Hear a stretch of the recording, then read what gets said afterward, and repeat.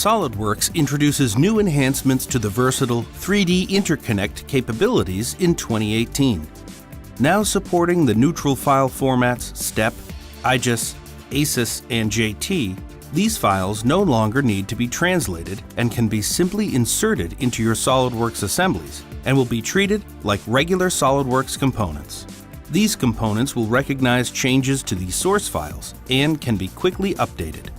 Gone is the process of re-importing those types of files. Other new enhancements take your legacy 3D files further, including support for reference geometry, such as sketches and reference planes, allowing you to do more with your existing files from other 3D design tools, eliminating the need for time-consuming migration of data.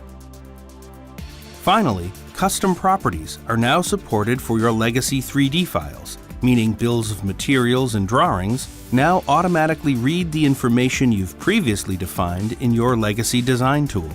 3D Interconnect continues to allow you to leverage 3D design data from whatever source you like, without compromising on capability.